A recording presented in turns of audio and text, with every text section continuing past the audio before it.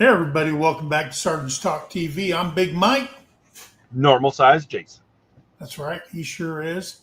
Um, to clear up any information or thoughts people may have, if you're watching it now or watching it later, Jason and Tara kind of left you in the lurch a little bit about their last video. And when I details. hang on, madam. No details. When I interrogated Jason about it, he said they're going to have to wait till the next video. Yes. We're clearly all okay. Well, we don't see your legs. well, They might be magic legs. Lieutenant Yeah, Dan, I got the magic legs. I was asked that over today. on Tim's live, and I told Tim the same thing. You're going to have to wait for the next video. No spilling of the beans, guys. Nope, not allowed to do it.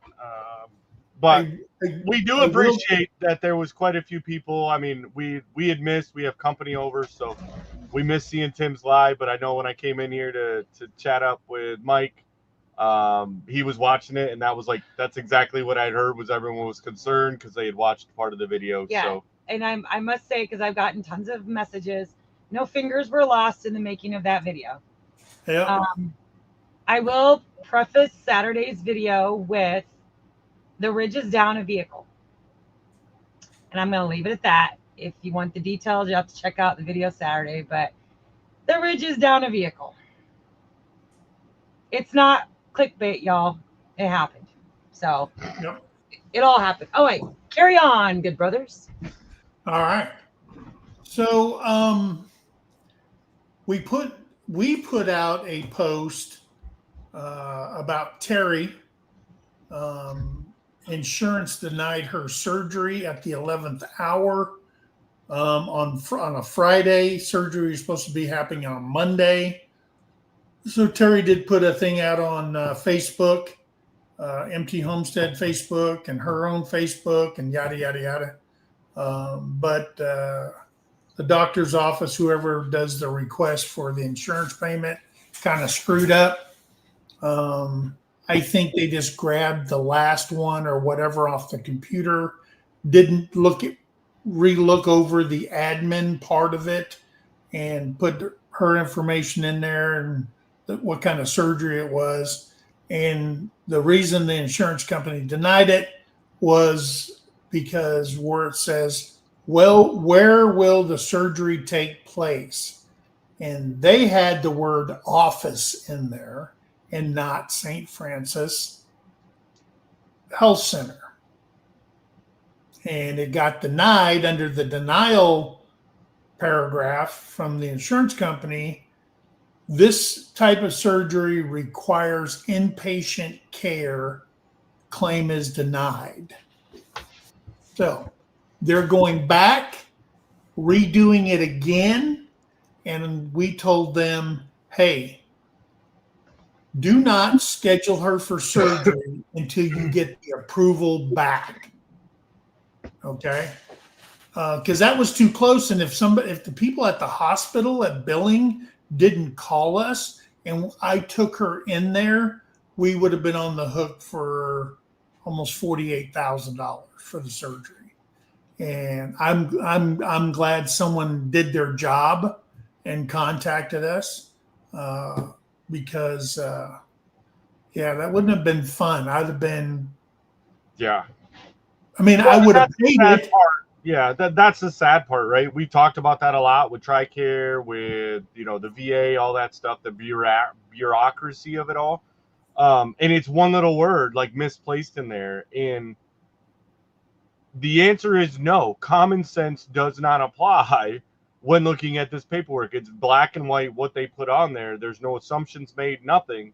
So yeah, when somebody that may not even know, I mean, Mike and I were kind of talking about it beforehand, was when you have doctor's offices that may not deal with veterans a lot, they don't understand. Like, they may learn one version, but they don't understand all of it, and it ends up being a learning process. Yeah. But like you said, at least somebody caught it before you were on the hook. Now, albeit that said, like there is a post-process claim, much more of a headache to do all that to get it covered and that kind of stuff. But it all should have been done to begin with and Right. approved, and then a surgery date scheduled. But it's just how we have to work. And I think all insurances are the same way. You know, one little something gets denied. So it's that attention to detail, those little details that if you Yeah. have the chance, look at it before they submit it. And on another note, I will tell you, we did a video on veterans who are covered under the VA going to the emergency room. And I had to go to the emergency room because of that lumbar ablation that I had done. And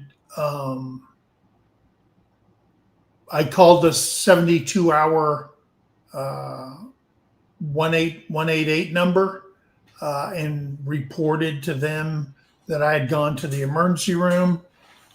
VA covered the bill, or the bill came back at $4,640. I seen the doctor twice. I had an MRI, and they did an ultrasound on my bladder, and that was close to $5,000. But I did call the number just like we said in the video. You can go back there and watch that video, and it absolutely works. Yep, And I did course, it. I tried to lock the hospitals are pissed off. They tried to send me a bill for the gap between the two, and I sent that. I scanned it and sent it to the VA, and then I got an email saying they should no longer be bothering you. We have taken care of that for you. So it does work, guys. Hey, and on one other admin note, well, actually there's two, and I see Dana Mason's in here. Hoping everybody's having a blessed day. God is amazing. And she is on a slow recovery back. I'm so thankful for that. We absolutely love her. And on a sadder note, I don't know if everybody knows Lori's prepping for heaven. She lost her battle and she is no longer with us. And Terry called me and made sure I put that out for those of you who knows Lori's prepping for heaven. So it is a sad day when you lose somebody in your community like that. So anyway, tonight's a big night, guys. The Coast Guard is busy.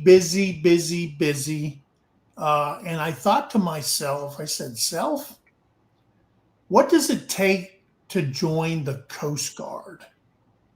Okay, it is the smallest of all the recognized branches, but they are at combat every single day. Okay, they don't know who they're going to pull up next to. Remember the crazy guy in North Carolina? People like that. That he was on a boat in the sea and shot up some restaurant, club, or whatever. He was a veteran. And then the guy up in Michigan that shot up that Mormon church and burned it to the ground. Oh, he the was Latter-day Saints, yeah. He was a combat veteran also. So there's people that are veterans that really, really need the help.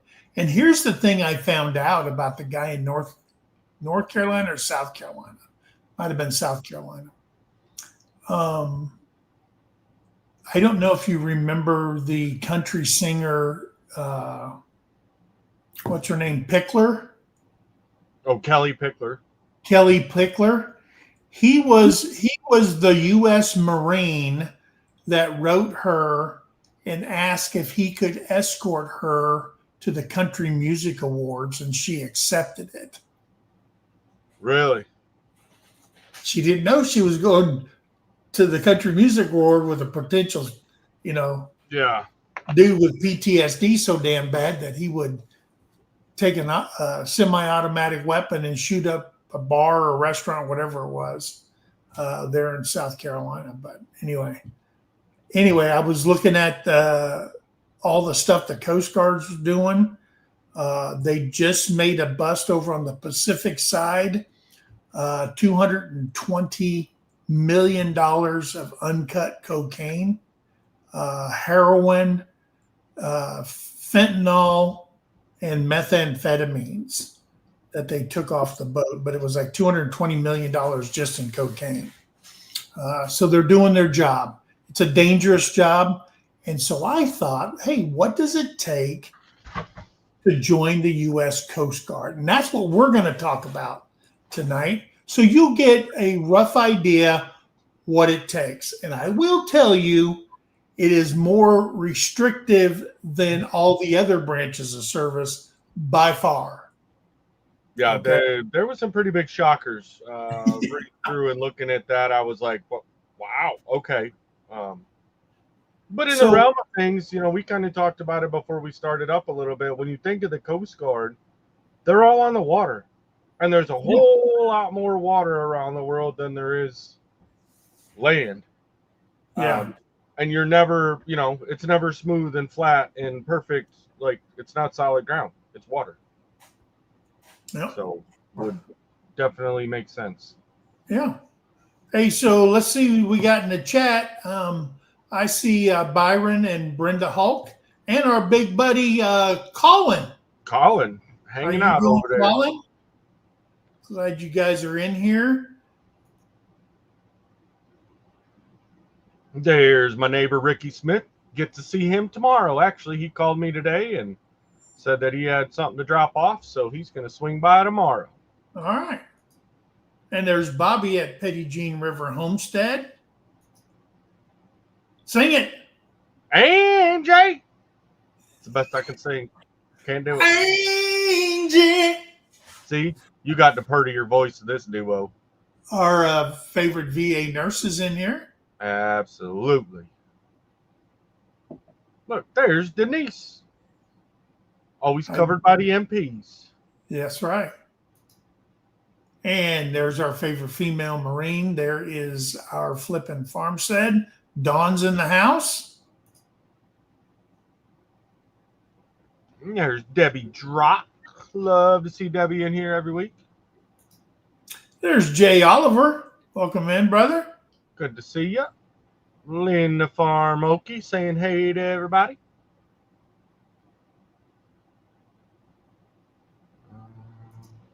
There's Ray Castile.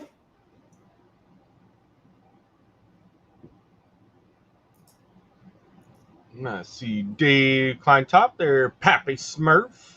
And I just seen Pappy Smurf. Isn't there's a viewer, is it Poppy the Good Troll? Do you know that channel? Never heard of it. Poppy the Good Troll. I think something happened with her. I can't remember. I heard something. If anybody knows, put it in the chat.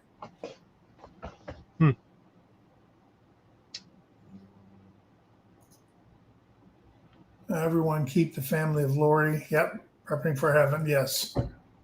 I did see Barbara. So Ray's in here and Barbara. We got both of them. Glad to have both of them. Judy Herman saying, "You're not late, Judy. You're here." That's right. And there's our good friend Dana Mason. It was so wonderful to see her finally posting and getting the updates of, of course, I mean, we were in touch and everybody talking amongst other groups and stuff, trying to get it out there. But, so glad she is better. My wife went to the doctor's office with Champ VA, and an office assistant said they don't take it at all. I am P&T. She has Obamacare also. There are still a lot of offices that will not take any version of the TRICARE that's out there. Now, I know more have opened up to it, but because, and I know we've talked about it on other episodes, but honest, it's the they pay so little when it Yeah. comes to other insurance company premiums, and a lot of doctors' offices won't accept them for that. Yeah. So it's unfortunate. I mean, we should be able to go anywhere, but and our Well- families should be able to go anywhere if we still have. I will tell you that if you're in the VA, like they just called me and they're making me an appointment for a lumbar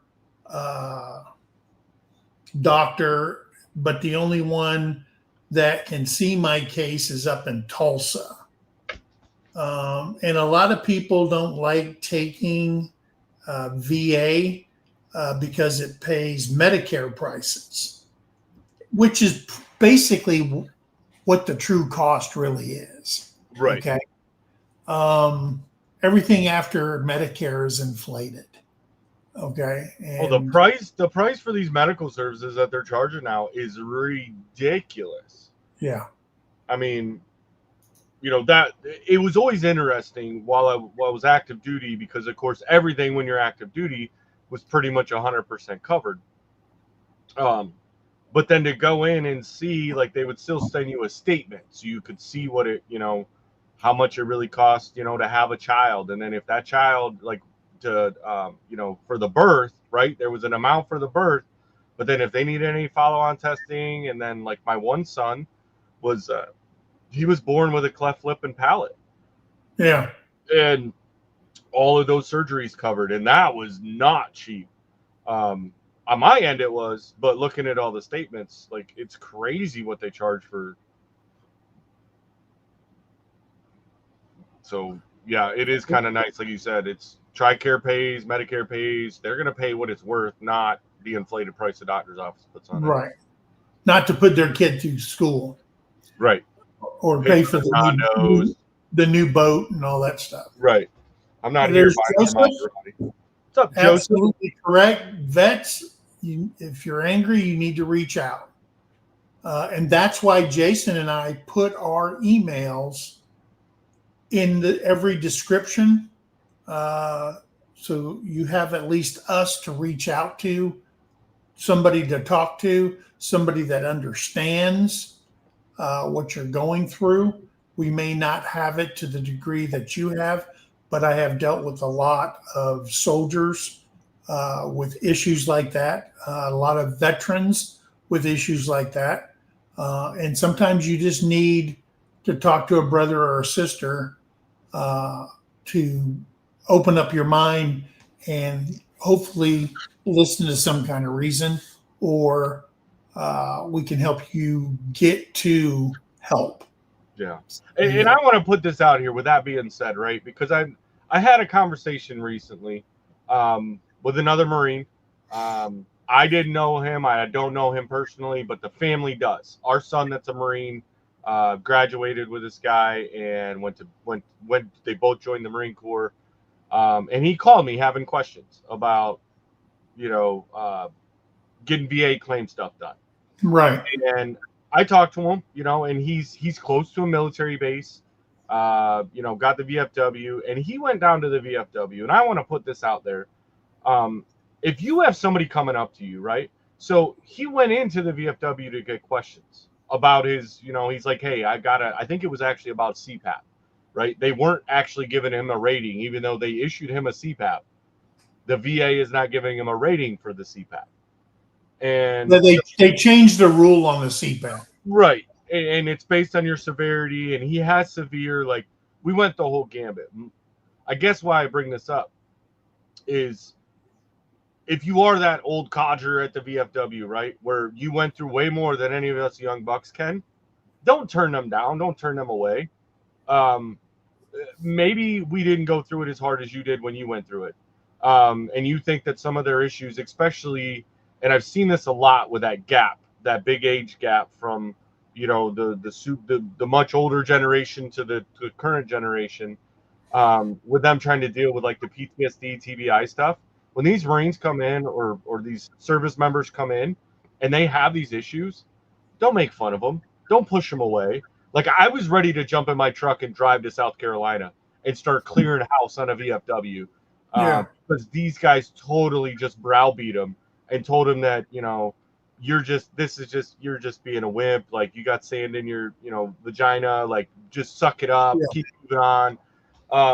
And I was totally just disgusted on that, because I'm like, no, this is not, like, obviously it's not what we preach. It's not what we live every single day. And then come out here, and then to hear that somebody went to a VFW that we highly recommend, going to one, right, for help, for brotherhood, for all this stuff, and that's how they treated him.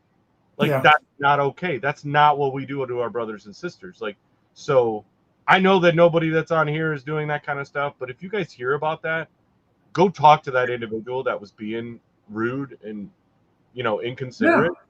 Maybe they have an issue and they just don't want to talk to somebody, but you're not that old and you're not that tough that you need to be rude about somebody having an issue. Because if not, this is what it turns into, right? They go and they shoot up a building, blow up churches. They do all these things that they have no outreach, because the one that they went to, they got turned away because they were made fun of, because their condition didn't matter. They weren't shot in combat. Theirs didn't matter. Like, that's BS. And yeah, I would like to see these two veterans that the one in South Carolina and the one in Michigan. I mean, I would be curious to see if, or even if, what they were being treated for, some sort of PTSD, because it takes a lot of anger to go out and do what they did. Yeah. You know what I mean? But back onto the CPAP thing, the VA changed the CPAP. Now, if you're grandfathered in, you're locked in. Right. Now what they do is, if you have sleep apnea, they will issue you a CPAP after your sleep studies and all that stuff. And the new CPAPs are connected to your Wi-Fi in your house, or you can set them up for your phone. And the information is gone to that data center. And that way, when you go in to see your doctor or whatever, they can pull up your information to see if the CPAP's actually helping you. Okay. And then once they say, oh, well, the CPAP is helping him, then they'll put it down as service connected. Okay. Or else you wouldn't get the CPAP. But they won't give you the rating like 50% or whatever. They won't do that anymore. But if you're already in, you're grandfathered in, and that doesn't change. Because my CPAP does the same thing. And it just tells me all the time that, hey, in the middle at this certain time, you took your mask off. And that's what happens every time I wear the CPAP. Somewhere in the middle of the night, I'm ripping that thing off my face.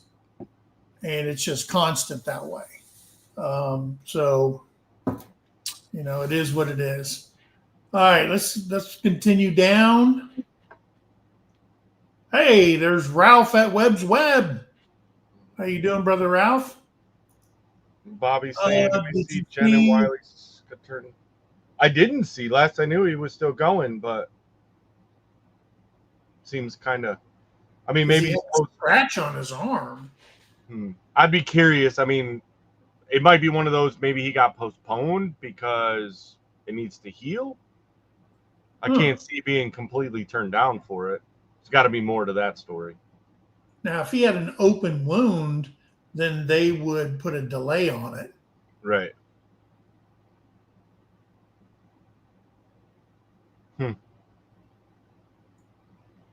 Oh, that's okay. I know Tony did. There's Tony, our cabin in the woods. He did text me and asked about Terry.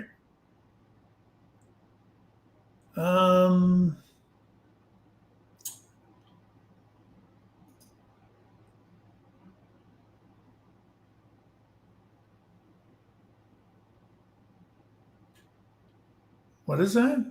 Ambetter Magnolia. Must be some sort of medical coverage insurance. Oh, okay. That's how I'm. Yeah. That's how I'm reading it. Ambetter Yeah. Magnolia must be a insurance, medical insurance. Yeah. Let's see. I went to Taco Bell for lunch, then went to Walmart and blew up their bath. Gosh dang it. You deserved it then, Dawn. If you went to Taco Bell, like that. If you eat Taco Bell, you should not remain in public. Right? No, You that's should take it home and eat it at home. yeah. I think we actually. I think it was on our road trip back from Michigan back down here, and we had stopped somewhere, and yeah, part of the gas station truck stop was a Taco Bell, and Tara was like, "Hey, do you want?" And I was like, "No. They call it Taco Hell for a reason, and we're on a road trip. I am not." And she ended up getting like a couple soft tacos or something, and yeah, she regretted it after a little while. I'm like, "I told you, like that's no. I don't know what they put in it, but it's right through you." Yeah, taco smell. He has a scar on his arm from an accident. I guess the Marine tried to say it was from self-harm and denied him. He is going into the Army. Okay. Right, wrong, or indifferent, I could see that's a more justified reason than just saying a scratch on the arm. So, like I said, I knew there had to be more to it. Yeah. It's kind of weird. Anyway, and there's our friend Trina Rock. Trina, yep, toxic hell. Yeah, that's. Yeah, absolutely. All right, so we got 29 people in here. The United States Coast Guard is a unique military service branch operating under the Department of Homeland Security that conducts law enforcement, maritime safety, search and rescue, and environmental protection missions, both domestically and internationally. Service members' career can include specialized training in various fields, along with benefits like paid time off and health coverage. Okay. Yeah, so the Coast Guard performs a diverse set of duties. Like you said, law enforcement enforces U.S. and international laws concerning marine resources and their habitats in response to illegal activities at sea. Marine environmental protection, prevent pollution, responds to oil spills, stops unauthorized dumping in the oceans. Ice operations, breaks ice in the Great Lakes and Northeast to facilitate commerce and to provide access to research centers in Antarctica. And actually, the Great Lakes, Lake Michigan, was the first time I ever had any interaction with the Coast Guard. They do a Coast Guard festival actually every year at one of the couple of the ports up there, and we would go to them. Always a good time. But let me tell you, you're not very happy when you get to tow bill when you have to get towed in by the Coast Guard. When you're young kids on a Zodiac and the owner of the boat's dad was not happy. But if you go to a doctor and the government sends you there, you get Medicare prices. But if the government helps you, you get billed at full price. Oh yeah. They were. Oh, that's a story for another time. But just let me tell you, it wasn't cheap and it sure wasn't free.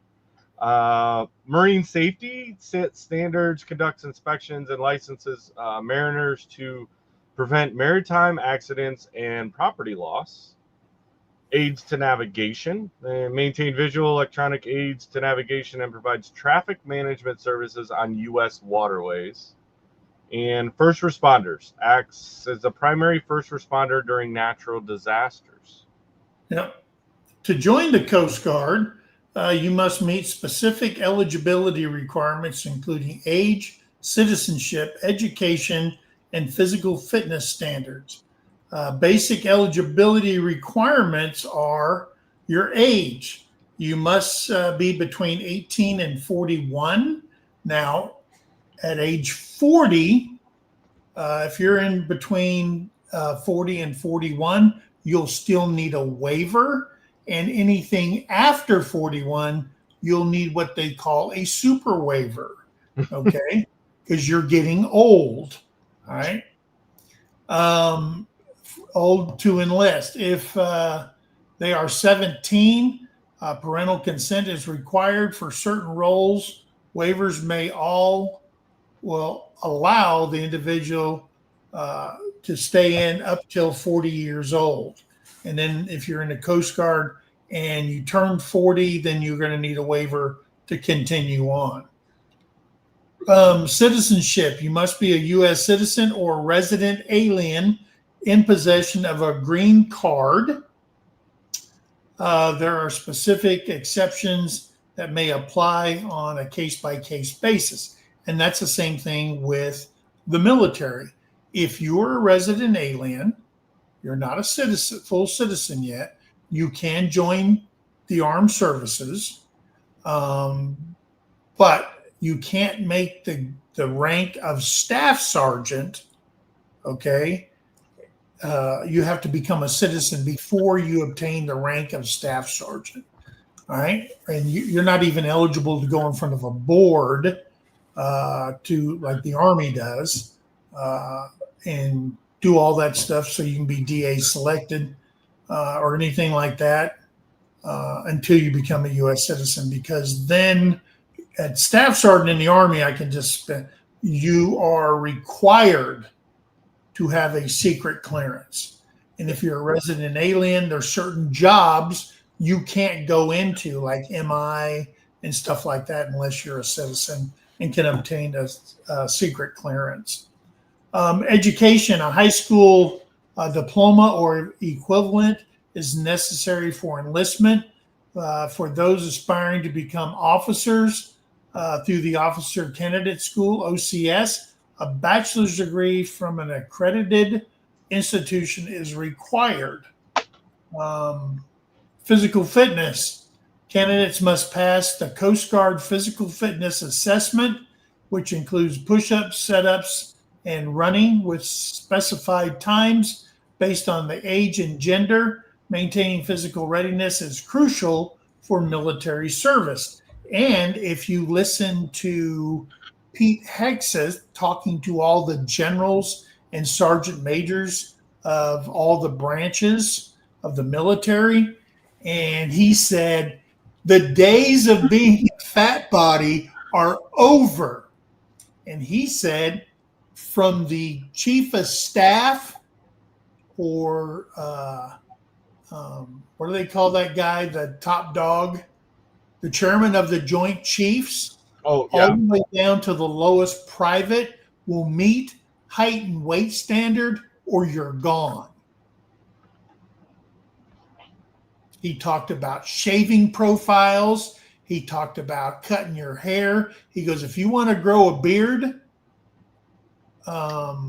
or grow your hair longer, apply for special forces in one of your branches, whatever you belong to. Navy SEAL, SF, whatever. Other than that, you're going to shave every day. You're gonna look fit, or you're gone. I mean, he laid it out. He goes, if you're a general and you're fat, you're gone. So there you go. That just means other generals can move up in rank, because I walk around the Pentagon and there are some fat bodies in the Pentagon.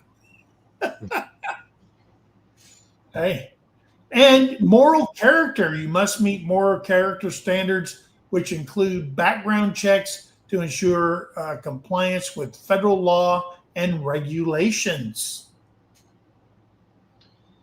So additional considerations, height and weight standards. There are specific height and weight requirements based on age and gender, as well as a body fat percentage limits. And I know that was always a big one, especially in the Marine Corps, right? I mean, all the branches have it, but major, the Marine Corps is built off appearance and the height weight standards. Now, there's some guys and that's where they threw in the body fat percentage because they won't meet, like the guys that are living in the gym and they're working out like crazy. they won't meet the weight requirements based on your height. Yeah. So how tall you are depends on how much you can weigh, and of course there's a male and a female chart for that based on your height of how much you can weigh. But if you have under, I'm not even gonna lie to you to the number. I want to say it was 5%. You got to be like somewhere around 5% body fat or something to be overweight. But it seems like 5 is awful low. 5%, I know, but 5%, you still look good. Yeah, but maybe it was. I want to say maybe it was 10. I won't lie. I was part of this process. That's why I was trying to think of the numbers towards the latter part of my career. My first half of my career, no problem. I couldn't put weight on for nothing. But the latter half, yeah, the body fat thing came into effect because it was like, I'm not gonna make weight, but as long as you can make the body fat, you're good to go. Yeah, I had to get taped every 6 months because I was 6'4" and I was around 234, and the weight standard for me was 205. Yeah, I think. So I had to get taped, and I passed it every time. But Well, see, and they changed ours because I know for a while, I think mine at like 6 foot was like 203 pounds, but then they went and they revamped the system again, and it went down to where it was supposed to. I think it was like 198. Yeah. And I did a big weight loss thing for a while, and I got down to, I think I was like 201, 202. And I looked like Skeletor. I was like, Yeah. people were like, dude, you need to go eat. And I'm like, but I got to maintain weight. Like, you got to look good in the uniform. Yeah, it was crazy because I'm like, what? And a lot of it was with the age. Yeah. You know, I couldn't put weight on for nothing when I was younger, but then I hit like 30 and it was like game over. Yeah. I looked at food in it. And then the ASVAB test. You'll need to pass the Armed Services Vocational Aptitude Battery, known as the ASVAB test, which helps determine your job options within the Coast Guard. Yep. Certain jobs within any branch has a certain amount of points you have to score on the ASVAB. I know to get into the military, when my son went in there, you had to have a minimum of 31 points on the ASVAB. They changed it because when I went in, the max on the ASVAB was 130. I had a 124. I don't know how the hell I pulled that one off of. But I had 124, and they said, well, pick whatever field you want. And my uncle had told me, you need to go in as an MP because you have lived a very reckless life. No dad as I was growing up, just a mom, and I was just running the streets. And he goes, if you're going to be a criminal, might as well be with the criminals. So I said, what? And he goes, trust me, you'll do fine in there. And so that's why I went into the MPs and not something else. I wanted to be a firefighter all my life, and I ended up going into the MPs. Let's see, the application process. Consult a recruiter. It is advisable to speak with a Coast Guard recruiter for detailed information tailored to your circumstances and aspirations. They can guide you through the enlistment process and provide insight into specific roles and requirements. One I'll see in here. I've seen a couple more popped in. Big Wave Florida showing up, coming in here. Yeah. And Radio Jonesy. How you doing, Jonesy? There's Jonesy saying that his daughter joining the federal police over there and has to swim 100 meters fully clothed in a set time and do the running beep test. Yeah. Yeah, that's called drown proofing in our military. Everybody has to do that. Yeah. But wanted to say hi to them real quick before we move. And then we had to. Did you guys have to do that? You had to swim in clothing, fully dressed, and then the floating, where you're in the water. You got to take your shirt off, tie off the arms and stuff. and then you Yeah, have so there was like 5 levels yeah, for your swim qual. So as long as you could be a class 4, which was the lowest, um, like in my MOS, like that was, I think technically we were supposed to be a class 2. That's all the ever higher I ever got was a class 2. yeah, Because then they start getting into the technical strokes and all that stuff. And there's brother Chris. And but yeah, you had the different levels of, and you had to do your swim qual test every year and pass, um, based on what your MOS was and that kind of stuff. yeah. I almost joined the Navy because I was on. I've been on a swim team, from when I was a little kid, all the way through high school, state. We were the state individual medley relay champs and all kinds of stuff. And I almost went into the Navy, but the guy I took down there, he was going into the Army, and then that's when they sunk their claws into me. Yeah. Well, I went to, I always thought myself a pretty decent swimmer. Like I never drowned, you know what I mean? Yeah, So I'm like, hey, I must be a good swimmer. yeah, And then, yeah, but I never did it like competitive, nothing like that. So when they started doing, and I had a buddy that was going over to be a swim instructor, and he's like, dude, you should come try this. And we went on the off time and he started running through some of the tests. And I was like, I'll never make it. I was like, you damn near drowned me 3 times in this pool. Like, I'm not trying to go over there and do this swim instructor course. Like, sounds fun and all, but you have fun with it. That's not me. yeah. Um, so some common disqualifying medical conditions. This list is provided to help you understand medical conditions that may be disqualifying for admission to the Coast Guard Academy. The list is not inclusive, but rather reflects the conditions that most commonly arise. Please consider this list as a factor in your decision to apply. Um, a lot of them are pretty much the common. So allergies, history of anaphylaxis or systematic allergic reactions to stinging insects, food, or food additives. Any allergic condition that requires use of emergency medication interventions, so an EpiPen, could be disqualifying. Color vision deficiency of any kind is disqualifying. Yeah. So dental applicants must have sufficient teeth, not toofuses, teeth, natural or artificial, and functioning to ensure satisfactory biting or chewing. 8 or more teeth with multiple surface cavities that have not been corrected. You can't come in if your mouth is all gunked up with cavities. Current orthopedic appliances, traditional braces, or Invisalign, okay, for continued treatment or disqualifying. Active orthodontic care must be completed. Applicants must be debracketed prior to reporting day. Retainer appliances are acceptable once all orthodontic care is completed. And history of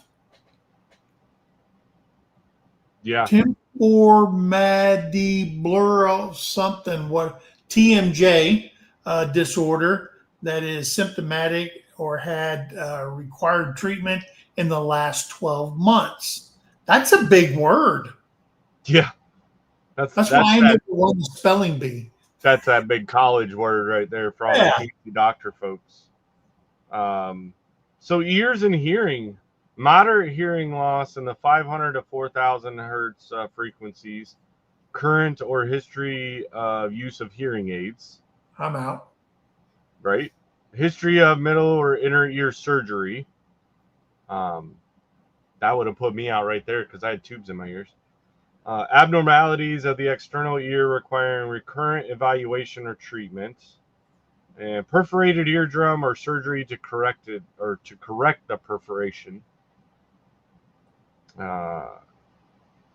your endocrine system and metabolism. If you have a history of goiter, a history of thyroid, or current or history of diabetes. I'm out again.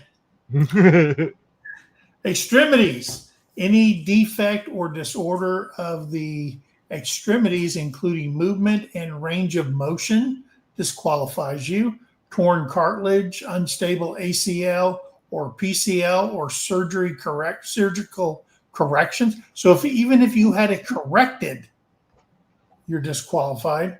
Chronic knee pain syndrome, pes planus, flat foot. That's what flat, I guess that's what the Latin word for it is. So if you have flat feet, you're out. Use of rigid or prescribed orthotics, knee ligament repair, ACL, PCL, within 12 months of recurrent repair of ligaments of the knee, repair of the meniscus in the last 6 months, history of dislocation, subluxation, wow, or instability of one or more joints, reoccurring stress fractures, or a single episode of stress fractures in the last 12 months. Now, is that like a shin splints? And I would imagine, because I mean they're technically the stress fractures. I mean, but depends on what sports you play. You could get. I mean, there's multiple joints and everything. Like a lot of times it's in the hands, especially the thumbs. Like if you played baseball or volleyball or anything like that, I've seen that a lot with my own kids. But then other people's kids, where you can get some of those stress fractures. But in our case, for running, it'd be shin splints. Yeah. So I envision uncorrected visual acuity worse than 20/400 in either eye, a distant visual acuity of any degree that does not correct to 20/40 in both eyes with corrective lenses, refractive error exceeding plus or minus 8. Is that diopter? Okay. There's is that a stigmatism exceeding 3 diopters, and anisotropia. Yeah. Wow. Exceeding 3.5 diopters. Wow. I even reread this and I can't say those words. Yeah, no, those words are one of those that, like, we should have called Tara back in and been like, hey, you have to read all those are big people words. Yeah, those are, we need big people words here. So the genitourinary system, I don't even know what that is. What Angie, help? Yeah, sure. So horseshoe kidney or absence of one kidney. Atrophy or absence of both testicles. Undescended testicle.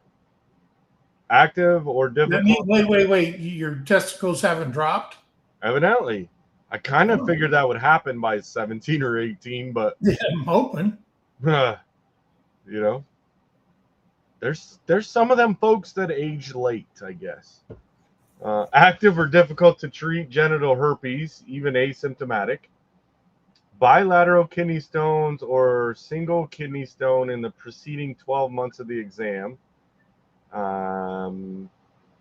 History of abnormal menstrual cycle.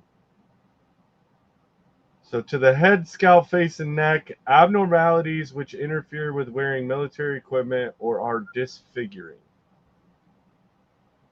Okay, so if you can't put on a gas mask or you can't fit into the helmets and stuff like that that they have to wear, because I've seen some screwed up heads in my military career. We had one guy. This Like, guy I with a seen one guy- watermelon head. I don't think his parents ever rotated him in the crib. The back of his head, his neck to the top of his head was perfectly flat going up. Yeah. Perfect for a gas mask for that pad in the back. But man, that was weird looking. He scared the crap out of me. He looked like Herman Munster. Heart and vascular system. Cardiovascular defects or other congenital abnormalities. History of recurrent or ongoing cardiopulmonary symptoms, including but not limited to synscope or fainting, and pre-synscope, meaning you're getting dizzy and stuff before you pass out. Lung and chest, history of pneumothorax within the past year, if due to simple trauma or surgery, or a history within the past 3 years, if spontaneous. Asthma, including reactive airway disease, exercise-induced, bronchospasms, asthmatic bronchitis, reliable diagnosis and symptomatics after the 13th birthday. Whew, man, you got to know your health. History of prescriptions or use of medications, including but not limited to inhaled or oral type of corticosteroids for treatment or alleviation of symptoms of airway hyper-responsive after the 13th birthday. Guys, and this just keeps going. So the nervous system. Diagnosed seizure disorder after the 6th birthday. Any chronic pain syndrome. History of or recurrence, synscope, pre-synscope, or non-traumatic loss of consciousness. History of recurrent headaches or frequent or severe headaches within the past 2 years. Concussions with post-event symptoms lasting greater than 1 month. 2 or more concussions within the last 12 months. And history of 3 or more concussions. So nose and sinuses. I mean, we're getting into it, guys. Malformations or deformities that interfere with speech, breathing, chewing, or the ability to swallow. Chronic sinusitis, inadequately controlled or history of sinus surgery in the past 2 years. And a history of vocal cord dysfunction. Wow. Psychiatric and personality disorders. Any disorder or history of disorders with psychotic features. History of impulse control and conduct disorders. History of depression requiring medication, outpatient treatment, or hospitalization. History of anxiety requiring medication, outpatient treatment, or hospitalization. History of any eating disorder, attention deficit disorder, hyperactivity disorder, or learning disability, such as dyslexia, which interferes with perceptual or academic skills past the 14th birthday, use of medication to reduce symptoms, ADD, ADHD, within the previous 24 months. Wow. Come on there, Mr. Mouse. Skin, eczema, or atopic dermatitis after the 12th birthday, contact dermatitis or allergy to rubber or latex, history of psoriasis, current disease of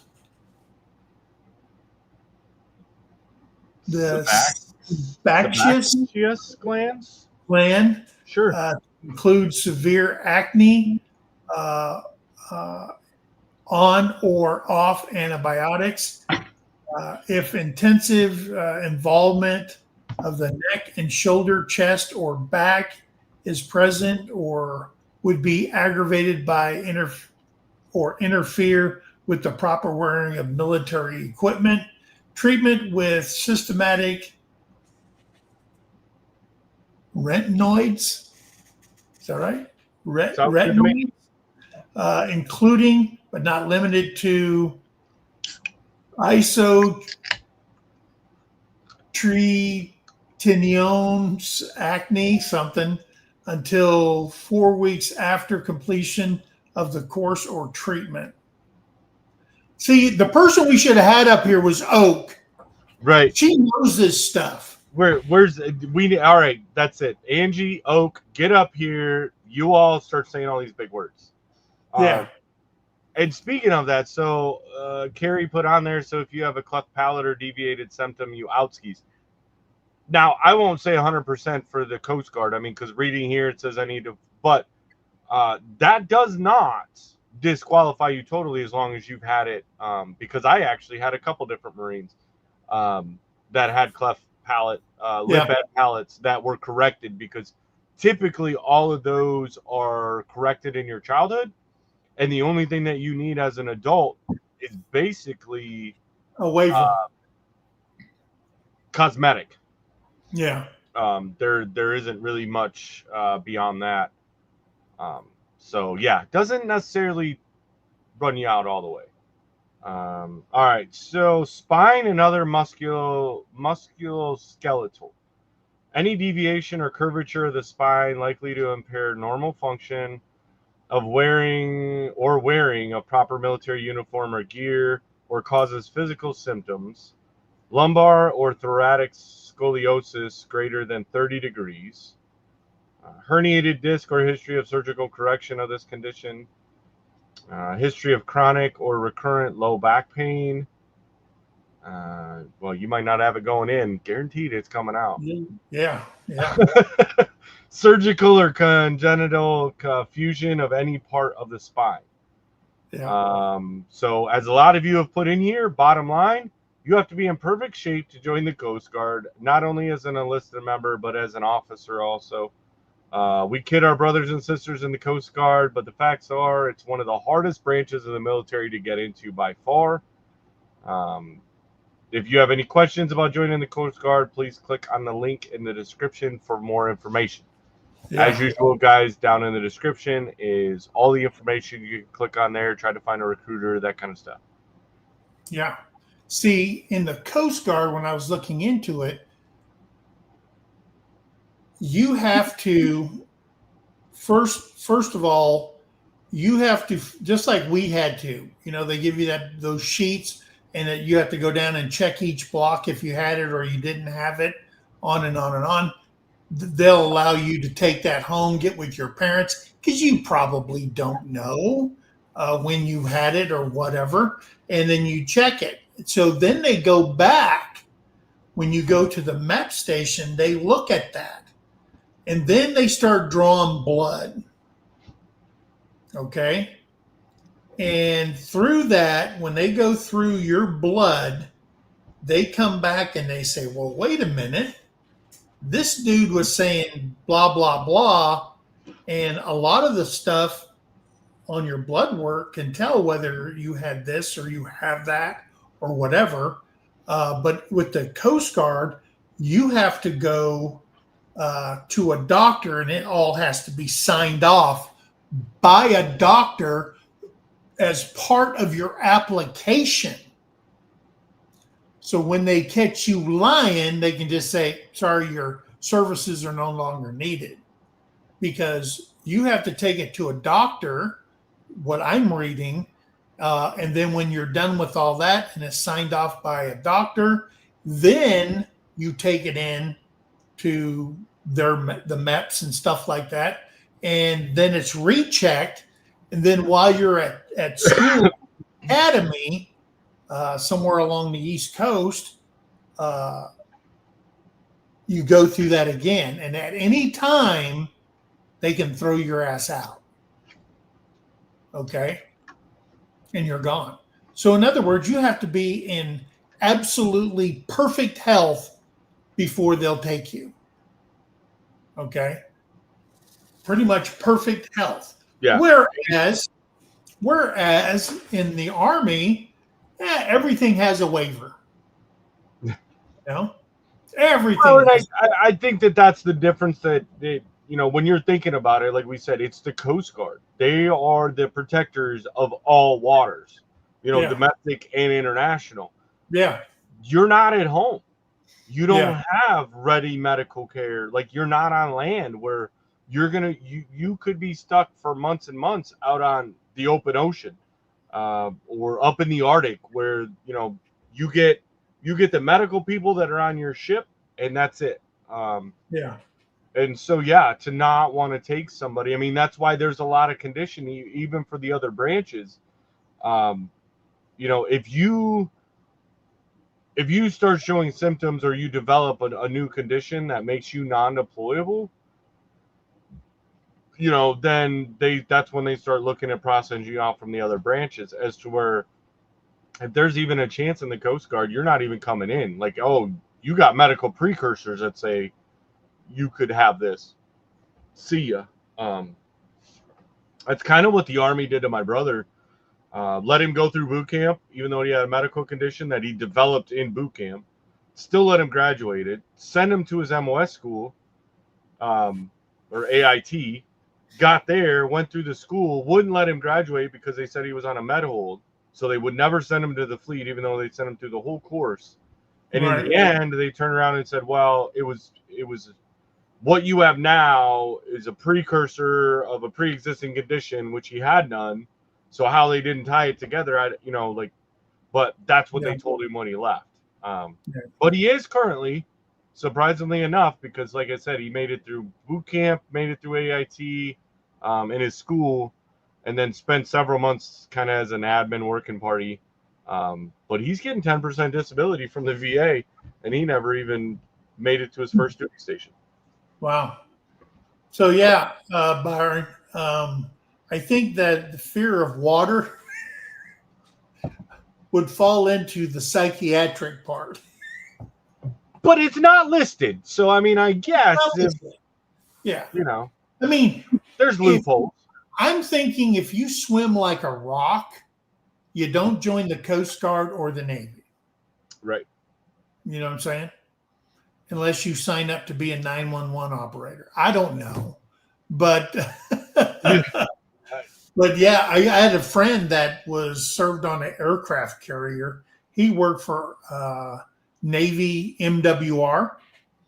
And so he did all the morale, welfare, and recreation on the boat and all that stuff. They didn't ask him all this stuff. They put him on, they hired him.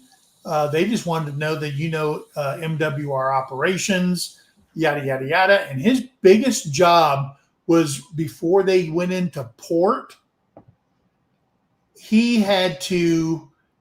people would come to the MWR office and said, hey, I need a hotel room.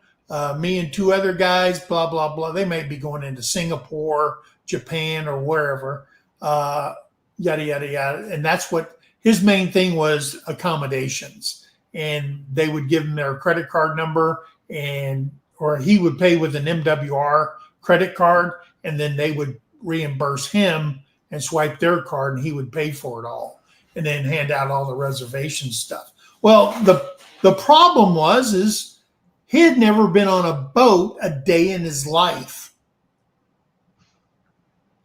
And that poor bastard was sick for like the first 3 months. I think that was probably the worst part. Like, I've never been seasick, and I grew up on the water, grew up on boats. I don't get airsick. I don't get seasick. But I remember the first time they took us out for training, and they took us out. We were out there for 2 weeks. Shipped us out onto on the ship, went out, and seeing those guys come in that obviously had never been, like, it was a whole nother shade of green And it was a good thing that the ship, I think we were on like an LHD or something, so they have a big well deck that they can flood it to let the hovercraft and the boat stuff come in.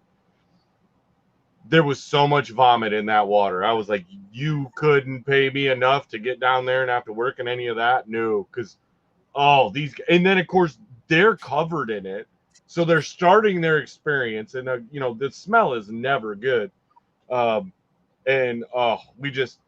My buddy and I, that we'd been on the ship for like a week already or about 4 days before they got on, and we're just rolling because neither one of us got, we weren't seasick, but these guys come off just every shade of green you could imagine.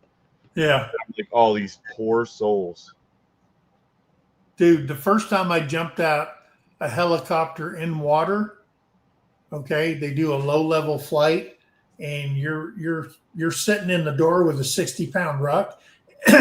And I had the Kodiak, right, all folded up, it's nice and tight from the riggers. And I got this heavy-ass thing plus 60 pounds on my back, plus 205 pounds, 210 pounds, and they fly across that thing, and you got to scoot out and go. Dude, I landed on my freaking face. My feet hit first, and it was like, slap. Knocked the piss out of me. I had 60 pounds on my back. I didn't let go of the Kodiak boat, and then the other guy behind me, he had the inflator that you hooked up to it. So I'm sitting there like Mike Tyson just hit me in the freaking face. And I tell you what, that was probably my worst PFL. In the Army, we call that a pretty fucked up landing. At least it's in the water, though. We have that word in the manuals, PLFs. They don't spell it out. They just put PLF in there. So, well, is that why the Marine pilot, the helicopter pilots, when they land, and it's just a hard landing. I mean, it splits the helicopter in half, but it was a hard landing. Yeah, it's a hard landing. Let's not hard land when we're in there, guys. Luckily it was just mail. It was fine. Nothing burned up. And the same thing goes with if you're airborne and you go jumping out of birds. I mean, not every time are the conditions perfect where you do a perfect landing. There's usually pain involved every time you jump. Yeah. So especially if you have ground winds and then you're dragged across the field or whatever. But anyway, guys, so that's the Coast Guard. Hope you guys enjoyed that. I'm glad everybody that came in here. We still got 27 people in here. If you're looking, or your kids are looking, or your grandkids are looking into the Coast Guard, you can't be a basement dweller and go into the military, guys. You don't make it. Okay. Although Space Force is looking right now, they're recruiting for a bunch of gamers. They want gamers to come into space. Can you go straight into the Space Force, or do you have to go Air Force and then apply for Space Force? I don't know. Maybe that's something I need to look into. I don't know if it's. It just popped in my head right now, but I would have looked it up before. But they said they were recruiting for gamers, so I'm guessing they want those guys to come straight in to operate their computer systems or whatever the hell they're doing that they need gamers for. I know they needed gamers in the drone field because most of the drones are operated out of Fort Huachuca, Arizona, while the drones in the Middle East somewhere, the drone operators are not in country. All right. By something, they put them in that big hub in the Gray Building on Fort Huachuca, where all computer and signal communications is sucked into, or they have a signature of every email, everything, and it goes into that center, and everything's scanned for targeted words and all kinds of stuff.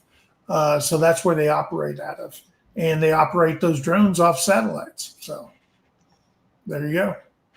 They had to come up with some kind of ribbon depending on how many hours of drone time you have in a combat zone, because you're never going to see a combat zone. So they came Right. out with some freaking metal or whatever. I don't know.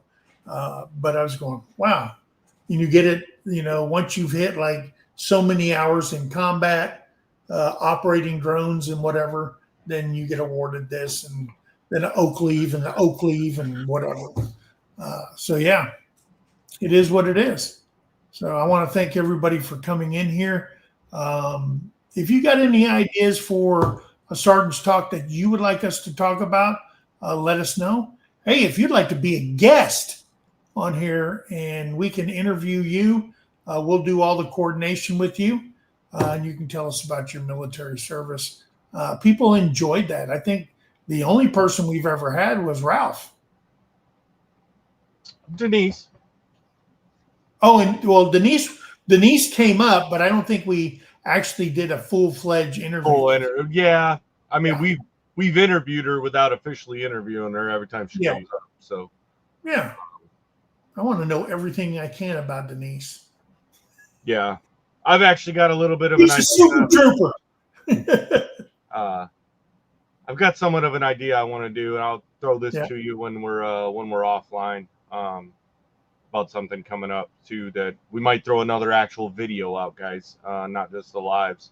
I know There we you go. don't get a lot of those. I keep trying to want to reach out and do some. I don't know if Ricky's still in here. One of these days I want to sit down with Ricky or get him over wonderful. here during one of these lives. It's so late and dark for him to drive. I mean, it's still probably a 25-30 minute drive for him to get home. But might sit down and do the interview. Denise is saying she's up to it. So All right. yeah, absolutely. We want to get some more stuff like that, guys. Getting that reach out there, getting it kind of like I did my little rant earlier, right? Getting down to the VFW, supporting all of our veterans in any way that we can. If you can't get to those events, then we have stuff that's online, right? You can do this right from your phone. We do it from our computers. We want to get more people involved, get more information out there, because we don't know everything. And we've learned a lot just from stuff that you guys have put in here, and then makes us go back and then, well, I say we research. Big Mike, my battle buddy, researches all this stuff, guys. I'm retired. Yeah. I got nothing to do. Well, I'm retired too, but I don't get to retire. You're actually busy. I wonder when the actual getting to go fishing thing happens, because that hadn't happened yet. Jason buys lands and then builds everything. Yeah. I buy everything in one package because I'm old and decrepit. Well, it happens. I got to do it before I lose it. So yeah, because if I fall off a ladder, yeah, you might as well kiss my ass goodbye, right? Because old people get you're hurt. getting all bionic now. I mean, all your parts are under warranty still. Yeah, they are, but man, sometimes they hurt still. Anyway, guys, we want to thank you for coming in. Remember, be kind to one another. Help somebody in need. Always, always think of that. Guys, we love you. God bless you. We'll see you on the next one. Bye, guys. Bye now. AMG. I want to retire. You vets are wearing me out.